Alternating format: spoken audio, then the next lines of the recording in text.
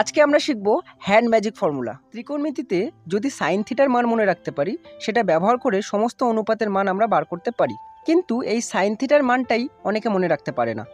তো আজকে আমরা এই হ্যান্ড ম্যাজিক ফর্মুলার সাহায্যে সাইন থিটার মান কি করে বার করতে হয় সেটা শিখে নেব। আমি অ্যাঙ্গেলগুলো আঙুলে লিখে নিয়েছি। দেখো, সোজাভাবে পারপেন্ডিকুলার দাঁড়িয়ে আছে কি 90 ডিগ্রি, তারপর 60 ডিগ্রি, 45 ডিগ্রি, 30 ডিগ্রি, আর এটা হচ্ছে 0 ডিগ্রি। ফর্মুলাটা হচ্ছে below finger by 2, below finger by 2। সব সময়ের জন্য নিচে কত দেবো? 2। একটা এক্সাম্পল নেওয়া যাক। মনে করো সাইন 60 ডিগ্রির মান তুমি ভুলে গেছো, তাহলে কিভাবে বার করবে? 60 আছে, 60-র নিচে বিলো কটা আঙুল আছে, কটা ফিঙ্গার আছে? একটা, দুটো, তিনটে। তাহলে বিলো ফিঙ্গার মানে হচ্ছে আমরা 3 লিখে নেবো এই রুডের মধ্যে, আর নিচে কত আছে? 2। তাহলে সাইন 60 ডিগ্রির মান কত? √3/2। আরও একটা এক্সাম্পল নেওয়া যাক।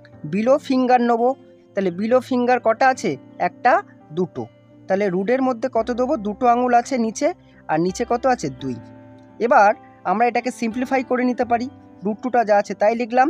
2 মানে কি?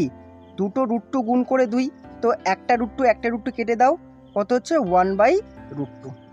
আমি বলবো মানগুলো মনে রাখো। ইনকেস যদি মানটা ভুলে যাও বা গুলিয়ে যায়, তখন এই ফর্মুলার সাহায্যে চেক করে নিতে পারো। ভিডিওটা দেখার জন্য অনেক অনেক ধন্যবাদ।